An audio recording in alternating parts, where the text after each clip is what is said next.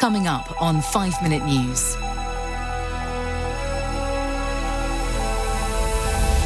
US and Europe agree to extend trade truce. Israel and Hamas war threatens global supply chains. And controversial wolf reintroduction begins in Colorado. It's Wednesday, December 20. I'm Santa Templeton. The US and European Union have agreed to pause their trade war until after the presidential election. US tariffs on steel and aluminium and the EU's retaliation on goods including motorcycles and whiskey will be suspended until the end of March 2025. They were originally imposed when Donald Trump was president on national security grounds, but then paused under Joe Biden's administration. The deferment will allow the president to keep his EU allies on side, but remain tough on trade for a domestic audience. The US metal industry provides jobs in places such as Pennsylvania and Ohio, states which could be crucial to President Biden in the election in November 2024. Mr. Trump imposed 25% tariffs on steel and 10% on aluminium coming from the EU into the US in 2018. He cited national security grounds for the decision, using a law known as Section 232. At the time, he said, if you don't have steel, you don't have a country. In retaliation, the EU put tariffs on US-made goods such as Harley-Davidson motorcycles, jeans and bourbon whiskey. President Biden has backed the tariffs, but in 2021 said his administration would allow limited volumes of EU-produced metals into the US from 2022. Last year, the World Trade Organization ruled the tariffs were against global trade rules.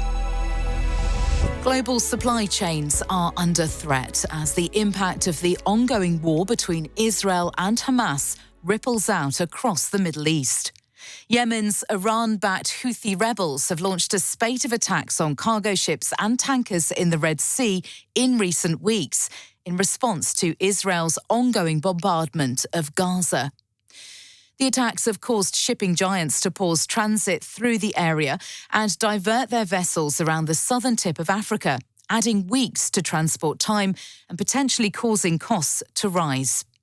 The US has now announced a 10-nation naval coalition to try to protect the vessels. Israeli forces are pressing ahead with their offensive against Hamas, with renewed backing from the US, despite rising international alarm. According to Health Ministry in Gaza, the air and ground war launched in response to Hamas's October 7 attack in Israel has killed nearly 20,000 Palestinians and displaced some 1.9 million others.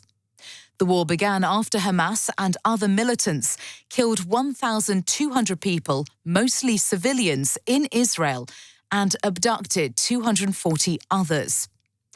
The UN Security Council is holding a vote on a resolution calling for a halt to hostilities to allow unhindered access to humanitarian aid. Diplomats said negotiations were taking place to get the US to abstain or vote for the resolution after it vetoed an earlier call for a ceasefire. France, the UK and Germany, some of Israel's closest allies, joined global calls for a ceasefire over the weekend. CIA Director William Burns met in Warsaw with the head of Israel's Mossad intelligence agency and the Prime Minister of Qatar on Monday, the first known meeting of the three since the ceasefire and release of some 100 hostages in a deal they helped broker. But US National Security Council spokesman John Kirby said the talks were not at a point where another deal is imminent. Wildlife officials have released 5 grey wolves into a remote forest in Colorado, launching a controversial reintroduction program. The plan was embraced in the state's mostly Democratic urban corridor, but staunchly opposed by conservative voters in rural communities, where ranchers worry about the predators attacking livestock. The wolves were set free in Grant County in a spot state officials have kept secret to protect the predators. It marked the start of the most ambitious wolf reintroduction effort in the US in almost 3 decades. A judge on Friday night denied a request from the state's cattle industry for a temporary delay to the release. Colorado officials anticipate releasing 30 to 50 wolves within the next 5 years, in the hope the program will start to fill in one of the last remaining major gaps in the western US for the species. Grey wolves historically ranged from northern Canada to the desert southwest. The carnivore's planned release in Colorado was voted for in a 2020 ballot measure, but has sharpened divides between rural and urban residents. To allay livestock industry fears, ranchers who lose livestock or herding and guard animals to wolf attacks will be paid fair market value up to $15,000 per animal. 5 Minute News is an Evergreen podcast covering politics, inequality, health and climate, delivering independent, unbiased and essential world news daily.